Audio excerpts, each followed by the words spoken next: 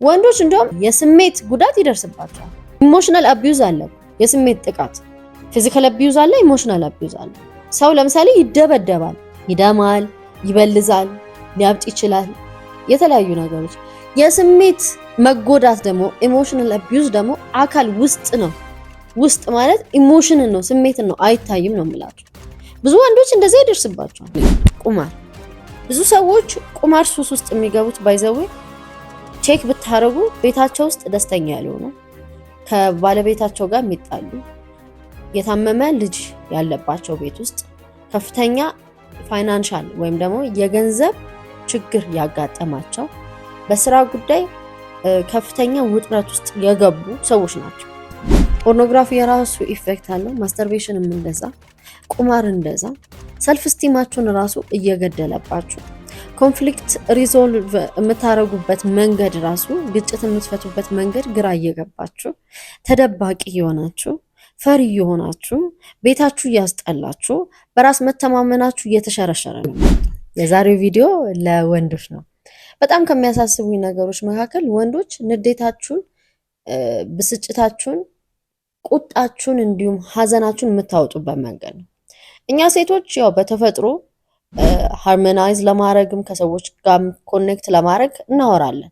ያው አይነት ቢኖረውም ወሬያችንና መንገዱ ብቻ የተሻለ ሶሻላይዝ እናደርጋለን። ከጓደኞቻችን ጋር የውስጣችንን እናወራለን።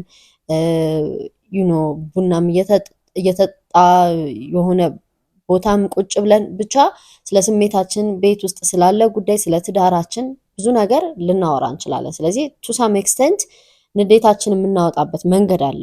ኢሞሽናል አውትሌቶች አሉ። የወንዶች ግን እንዴት ነው? አሁን ወንዶች ብዙ ጊዜ ስትናደዱ፣ ቁጣ ሲኖርባችሁ፣ ብስጭት ሲኖርባችሁ፣ ብሶት ሲኖርባችሁ የምታወጡበት መንገድ እንደኛ አይደለም። ከጓደኞቻችሁ ኢቭን ቤስት ፍሬንድ እንኳን ኖሯችሁ ብዙዎቻችሁ የውስጣችሁን የቤታችሁን ጉዳይ አታወሩ። ካወራችሁ ሙድ ይያዛል። ምንድነው አንተ ቀለል አታረግም እንዴ? ወንድ አይደለህ እንዴ? አታለቅሱም። ተደብቃችሁ ነው ፕሮባብሊ፣ ለብቻችሁ ነው ፕሮባብሊ የምታለቅሱት። የታመቀ ሀዘን፣ የታመቀ ፍረስትሬሽን ደግሞ አት ዘ ኤንድ ኦፍ ዘ ዴይ ይሄ ቦትልድ አፕ ሆኖ ተጠራቅሞ ልክ እንደ ኮካ ነው። ልክ ሲከፈት ቶሎ እንደሚለው የእናንተም ንዴት ሲገነፍል በጣም ከፍተኛ ዳሜጅ ለእናንተም ለሌላም ሰው ሊያደርስ ይችላል። ስለዚህ እንዴት ነው ስሜታችሁን የምታወጡት? ስለሚያሳስበኝ ለመሰላችሁ አንዳንዶቻችሁ ፖርኖግራፊ፣ ማስተርቤሽን አዲክሽን ውስጥ ናችሁ። በጭንቀት ምክንያት፣ በውጥረት ምክንያት ማምለጫ መንገድ ብላችሁ የምታስቧት ያቺ ሞመንታሪ ፕሌዠር፣ ፖርን ስታዩ፣ ማስተርቤት ስታረጉ የምታገኟት ሞመንታሪ ፕሌዠር ናት፣ ወይም ቅጽበታዊ የሆነች መረጋጋትና ደስታ ናት። ከዛ ተመሳሳይ ሁኔታ ውስጥ ያ የሚያስጠላችሁ ኢንቫይሮንመንት ወይም ደግሞ የከበዳችሁ ሁኔታ አልተለወጠም። ያቺ ቅጽበታዊ ነገር ለዛች ሞመንት ብቻ ነው። ስለዚህ ያቺን ሞመንት ስለምትናፍቁ ነገም ያ ፖርንና ያ ማስተርቤሽን ላይ ትሄዳለ ማለት ነው። ከነገ ወዲያም እንደዚህ አዲክሽኑ የሚጀምረው እንደዛ ነው። ለአንዳንዶች ደግሞ ማምለጫ አድርጋችሁ ወይም ሀዘናችሁን ማባረሪያ፣ ፍረስትሬሽናችሁን፣ ቁጣችሁን፣ ብስጭታችሁን ቤት ውስጥ ለምሳሌ በትዳር ደስተኛ ላትሆኑ ይችላላችሁ። ከገርል ፍሬንድ ጋር ባለ ግንኙነት በጣም በቃ ደስ እያለ አይደለም። የምታወጣበት መንገድ ምን ላይ ሊሆን ይችላል ማለት ነው? ብርጭቆ ውስጥ፣ በመጠጥ፣ በሲጋራ ጭስ ልትደበቁ ትችላላችሁ። ለሌሎቻችሁ ደግሞ ኖቲስ ያደረኩትኝ ነው። ለአንዳንዶቻችሁ ደግሞ ስኬፒንግ ሮቱ ወይም ደግሞ የማምለጫ መንገድ ወይም ለአንዳንድ ሰው ደግሞ የመደበቂያ መንገድ ጋምብሊንግ ነው፣ ቁማር። ብዙ ሰዎች ቁማር ሱስ ውስጥ የሚገቡት ባይዘዌ ቼክ ብታረጉ ቤታቸው ውስጥ ደስተኛ ያልሆኑ፣ ከባለቤታቸው ጋር የሚጣሉ፣ የታመመ ልጅ ያለባቸው ቤት ውስጥ ከፍተኛ ፋይናንሻል ወይም ደግሞ የገንዘብ ችግር ያጋጠማቸው፣ በስራ ጉዳይ ከፍተኛ ውጥረት ውስጥ የገቡ ሰዎች ናቸው።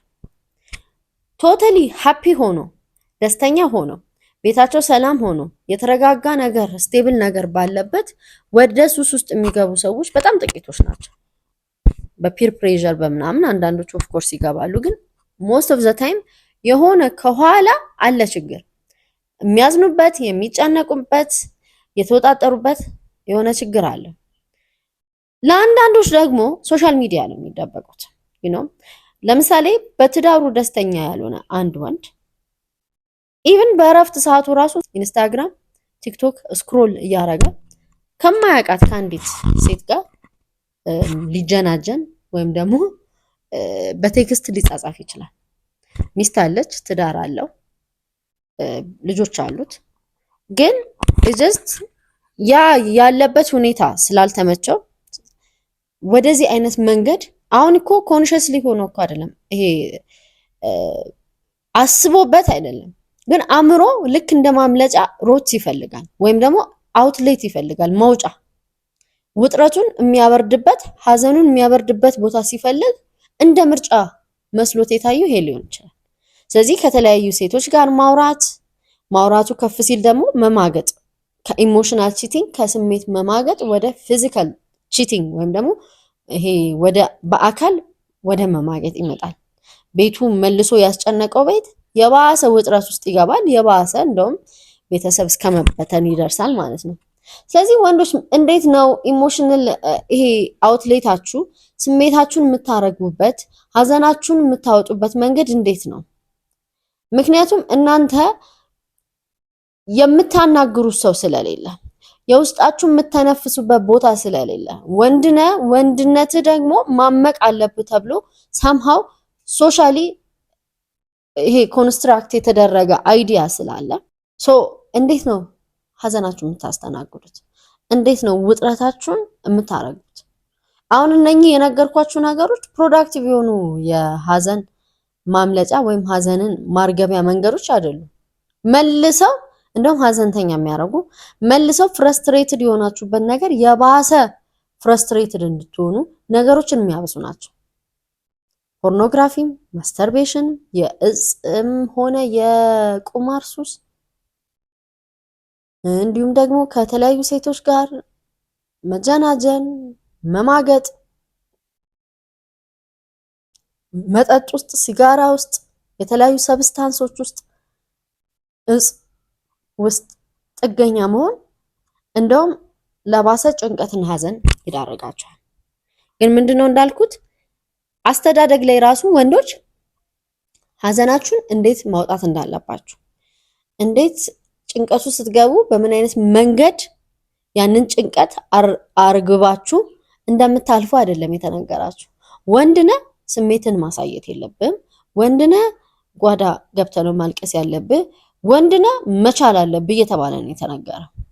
አይኖ እኔ ዝም ብላችሁ አልቅሱ አይደለም። እኛ ሞሮፍ ለኢሞሽናችንን ማሳየት ሴቶች ቅርብ ነን እና ሞስት ኦፍ ዘ ታይም ወንድ ልጅ ሲያለቅስ ራሱ አብዛኞቻችን ደስ አይለንም አይደለ? ፊት ለፊት ምንድነው ምናምን ይባላል አይደል? የድካም መገለጫ ተደርጎ ስለሚታሰብ እኔ በየቦታው አልቅሱ እያልኩኝ አይደለም፣ ግን ጤናማ ስሜታችሁን የምታወጡበት መንገድ ከሌላችሁ ጭራሽ ሰልፍ ዲስትራክቲቭ ወደ ሆኑ ራሳችሁን ወደምትጎዱበት ቢሄቪየርስ ወይም ደግሞ ልምምዶች ነው የምትገቡት። ቅድም የነገርኳችሁ ሱስ የመሆን አቅም አላቸው አብዛኞቹ። ሲጋራም በሉ መጠጥም በሉ እጽም በሉ ቁማር፣ ከሴቶች ጋር ከተለያዩ ሴቶች ጋር ግንኙነት መፍጠር በቻቲንግ በአካልም፣ እነዚህ ሰልፍ ዲስትራክቲቭ ናቸው። ከዛ ሀዘን ከዛ ውጥረት ውስጥ ለመውጣት ብላችሁ የባሰ ውጥረት ውስጥ ነው የምትገቡት። ፖርኖግራፊ የራሱ ኢፌክት አለው። ማስተርቤሽንም እንደዛ፣ ቁማር እንደዛ። ሰልፍ ስቲማችሁን ራሱ እየገደለባችሁ፣ ኮንፍሊክት ሪዞልቭ የምታረጉበት መንገድ ራሱ ግጭት የምትፈቱበት መንገድ ግራ እየገባችሁ፣ ተደባቂ የሆናችሁ፣ ፈሪ የሆናችሁ፣ ቤታችሁ እያስጠላችሁ፣ በራስ መተማመናችሁ እየተሸረሸረ ነው የሚመጣው። አለመማራችን ስሜታችንን በምን አይነት መንገድ ሀዘናችንን ማስተናገድ እንዳለብን ስፔሻሊ ወንዶች አለመማራችሁ እየጎዳችሁ ነው። ብዙ ትዳሩ እያየው ያለውት ነገር ከቤተሰባቸው ጋር ባለው መጥፎ ግጭት ወይም ፍሪክሽን ከሚስት ጋር ሊሆን ይችላል፣ ከአማቾች ጋር ሊሆን ይችላል። እንዳልኩት አካባቢው በጣም ውጥረት ውስጥ እየከተታቸው ነገር ሲኖር ባሎች የሚወስኑት ውሳኔ ያው ቶሎ ቶሎ ስሜታቸውን ስለማይገልጹ እንደኛ ቶሎ ቶሎ አይናገሩም። እንዳልኩት እንደኛ ለጓደኞቻቸው እንደዚህ ሆኜ እንደዚህ ተፈጥሮ ሚስቴ እንደዚህ አድርጋኝና አይሉም። እንደኛ በየሚዲያው እየሄዱ እንደዚህ ተፈጥሮ እንደዚህ ሆኖ ኤኮስ ቱ ሳም ኤክስቴንት አሁን ሴቶች ለምሳሌ ለጓደኞቻቸው ሲያወሩ መስመር ባለው መንገድ ከሆነ ቴራፒም ነው። ከሰው ጋር ማውራት ቴራፒ ነው፣ ሕክምና ነው። ምክንያቱም ሰዎች ሶሻል ቢንጎች ነን።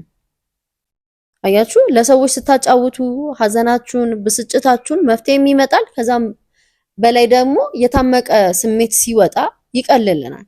ወንዶች እንደዚህ አይነት ነገር የላችሁ። ኢቭን አይታችሁ ከሆነ ሶሻል ሚዲያው ላይ ራሱ ያጨናነቀው ሴቶች ናቸው። ተበድዬ ተጎድቼ እንደዚህ አድርጎ እንደዚህ ገፍቶ እንደዚህ ሆኖ የሚሉት ዩ ቲንክ ሴት ብቻ ተጎጂ ስለሆነች ነው? አይደለም ነው መልሴ። ምክንያቱም ወንዶች እንደውም ኢሞሽናል ይሄ የስሜት ጉዳት ይደርስባቸዋል። ኢሞሽናሊ ሀርት ይደረጋሉ። ኢሞሽናል አቢዩዝ አለ፣ የስሜት ጥቃት። ፊዚካል አቢዩዝ አለ፣ ኢሞሽናል አቢዩዝ አለ።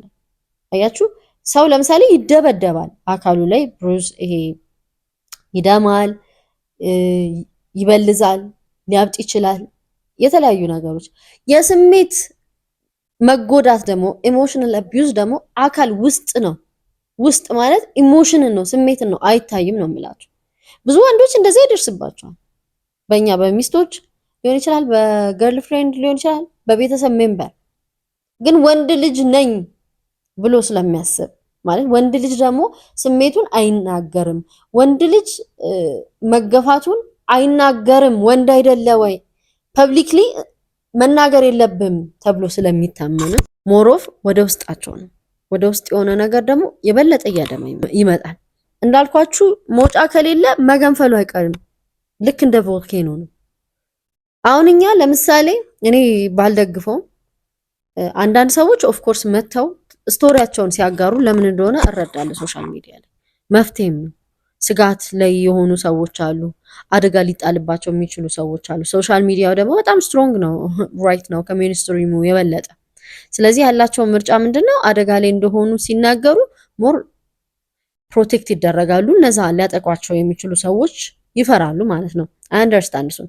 አንዳንዱ ደግሞ ዝም ብሎ ኤክስፖዝ ለማድረግም መጥቶ የቤቱን ገመና የሚያወጣ አለ፣ እኔ ማልስማማበት። ወንዶች ግን ሞስት ኦፍ ዘ ታይም እዚህ አይነት ቦታ መጥተው እንዲያረገችኝ ምናምን አይሉ። በቃ ይሄ ወንድነት ብለው የሚያስቡት አለ። ቱ ሳም ኤክስተንት እኔ በዚህም እስማማለሁ። ግን ደግሞ መውጣት ያለበት ነገር በአግባቡ ካልወጣ ለእናንተም አደጋ ነው፣ አጠገባችሁ ላለ ሰውም አደጋ ነው። ዳስ ዋይ ብዙ በጣም ዴንጀረስ የሆኑ ነገሮች ብዙ የአካልም ጥቃት ደረሱ ሲባል የምንሰማው በተለይ በትዳር ውስጥ በሪሌሽንሺፕ ውስጥ ሀዘናችሁን ፍረስትሬሽናችሁን ማውጫ መንገድ ጤናማ መንገድ ስለሌላችሁ ታምቁትና ከዛ በኋላ የመጨረሻ ፖይንት ላይ ሲደርስ ሲገነፍል መቆጣጠር የማትችሉበት ንዴታችሁን መቆጣጠር የማትችሉበት ስቴጅ ላይ ትደርሱና ሰውን ትጎዳላችሁ። ከዛም አልፎ ራሳችሁን ትጎዳላችሁ። ስለዚህ እንዴት ነው ሰልፍ ዲስትራክቲቭ ባልሆነ መንገድ ራሳችሁን በማይጎዳ መንገድ ከሀዘናችሁና ከብስጭታችሁ በተወሰነ መጠን የሆነ መረጋጋት የምታገኙት? እኔ ለምሳሌ ባለቤቴ የሚያደርገው ልንገራችሁ። በጣም ሲናደድ ከኔ ጋርም ሲጣላ ሊሆን ይችላል፣ የሆነ ነገር ሲያጋጥመው ይወጣል ከቤት ወክ ያደርጋል፣ በጣም ወክ ያደርጋል፣ ወይም ደግሞ ስራ ይሰራል። የሆነ የተበላሸ ነገር ፈልጎ ይሰራል። የሆነ አዲስ ነገርም ሰርቶ ሃንዲማን ነው፣ በጣም ጎበዝ ነው፣ ባለሙያ ነው። ስለዚህ የሆነ ነገር ፈጥሮ ሲመጣ ኤነርጂ ነው፣ ንዴት ኤነርጂ ነው፣ መውጣት ስላለበት ያንን ኤነርጂ ግን ለምንድን ነው የሚያደርገው? ለመቀጥቀጥ፣ ይሄ እቃ ቀጥቅጦ ሰርቶ ለመምጣት፣ የሆነ እቃ ፊክስ አድርጎ ለመምጣት። ስለዚህ አውትሌት አገኘ ማለት ነው። ያ የተናደደበት ነገር መውጫ አገኘ። ወክ ሲያደርግ ኤነርጂ ነው። ኤክሰርሳይዝ ሲያደርግ ያ ኤነርጂ ወደ አካል ብቃት እንቅስቃሴ በሉት ይለወጣል። እንደዚህ አይነት ኮንስትራክቲቭ የሆነ ሊጠቅማችሁ የሚችል አውትሌት መፈለግ ትችላላችሁ። ያለበዚያ ግን አጠራቅማችሁ ትጎዳላችሁ ነው የምላችሁ። እሺ አሁን እንግዲህ እንደ ባለቤቴ መስራት መጠገን፣ ፊክስ ማድረግ ከዛ ደግሞ ኢቭን ፊክስ ማድረግ የሚሰጠው ሴንስ ኦፍ አኮምፕሊሽመንት አለ ታውቃላችሁ። አይ ዲድ ኢት በቃ ምንም ነገር ያልነበረን ነገር ጥቅም እንዲሰጥ ማድረግ የሆነ የሚሰጣችሁ ሌቭል ኦፍ አቺቭመንት አለ። ዋው እችላለሁ ማለት ነው የሚል ስሜት ያ መጀመሪያ የነበራችሁበት ንዴት ነው፣ ብስጭት ነው። ከዛ በኋላ ግን አይ ዲድ ኢት ጎበዝ እኮ ነኝ የሚል ስሜት ይሰማችኋል። ከዛም ደግሞ ራሳችሁንም አልጎዳችሁም፣ የሚጠቅም ነገርም ሰርታችኋል። ኤክሰርሳይስም እንደዛ። አንዳንዱ ሲናደድ ለምሳሌ በጣም ቆንጆ ከሆኑ ሌላ ስሜታችሁን ማውጫ መንገዶች መካከል ንዴታችሁን ማውጫ የሚጽፍ አለ፣ የሚቸከችክ በጣም ሲበሳጭ የሐሳብ ፍሎ የሚያመጣ በጣም ብዙ ሲበሳጩ በንዴት ውስጥ በሐዘን ውስጥ የሚገጥሙ የሚገርም ስነ ጽሁፍ የሚጽፉ ሰዎች አውቃለሁ። አንዳንድ ጽሁፎች እንደውም የተጻፉት በእንደዚህ አይነት ወቅት ነው። ሚስታቸው ስትነዘንዛቸው፣ ላይፍ ከዚህ ከዛ ሲያላትማቸው፣ ነገሮች ሲጠሙባቸው፣ ኑሮ እንቆቅልሽ ሲሆንባቸው ባለቅኔ ያደርጋቸዋል። በቃ አንዳንድ ሰዎች እሱ ይከትቡታል፣ ወረቀት ላይ ይጽፋሉ፣ ግጥም ይጽፋሉ፣ ስነ ጽሁፍ ይጽፋሉ። ይህም በጣም ኮንስትራክቲቭ ነው፣ የሚጠቅማቸው ነገር ነው። እንዳልኳቸው አቺቭመንት ይሄ አደረግኩት ቻልኩት የሚል ስሜት ከመጀመሪያ ከንዴቱ ወጥቶ ሌላ ደስ የሚል ስሜት ውስጥ እንዲገባ ያደርጋቸዋል።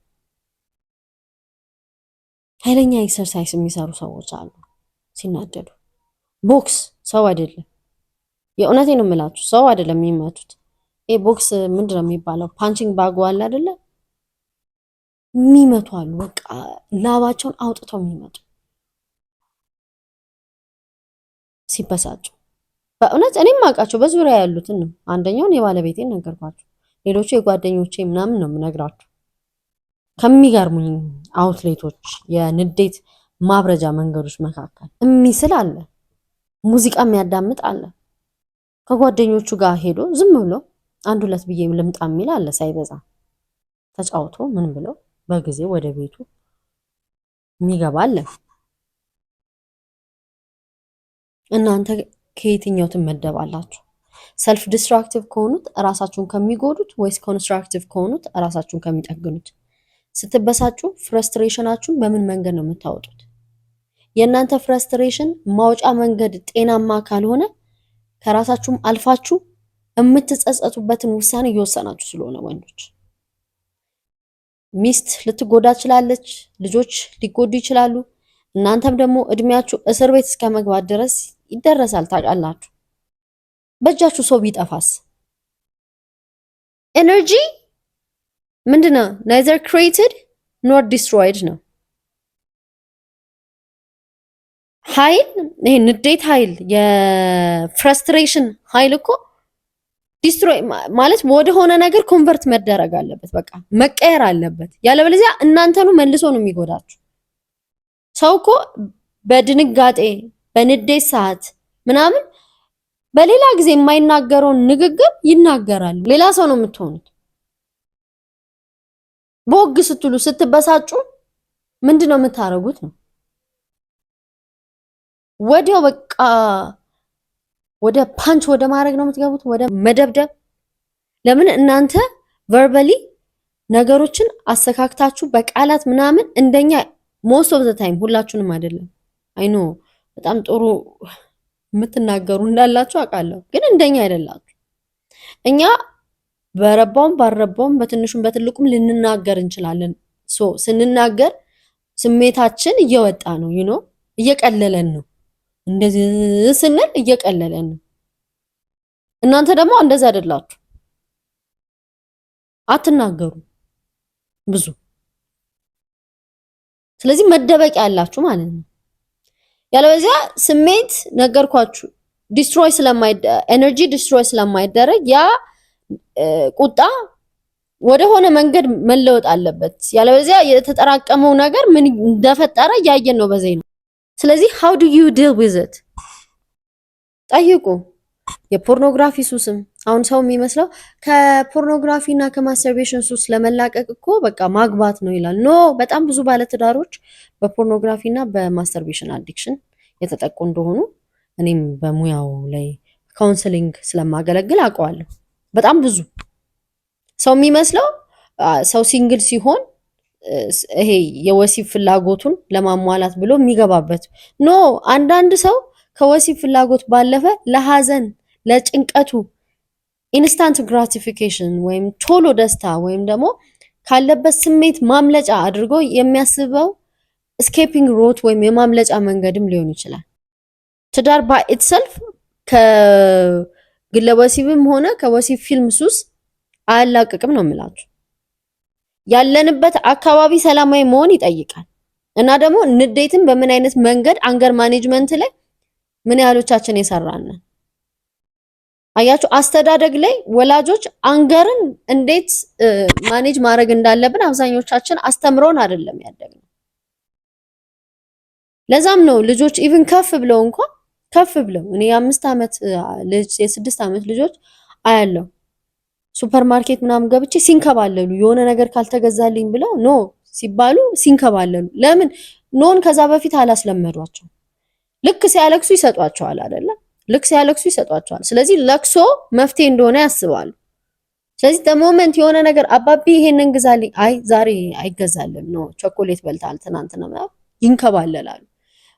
ብለው ሱፐርማርኬቱን ሲቀውጡት ሰው እንዳይረበሽ ብሎ ወላጅ ይሰጣል ማለት ነው። ስለዚህ በእነዚህ ልጆች አእምሮ ምንድነው በጉልበት በኃይል የሚፈልጉትን ማድረግ እንደሚችሉ አንድ፣ ሁለት ደግሞ ኖ መልስ አይሆንም መልስ፣ ሁለት ደግሞ ኖ መልስ አይሆንም ለነሱ።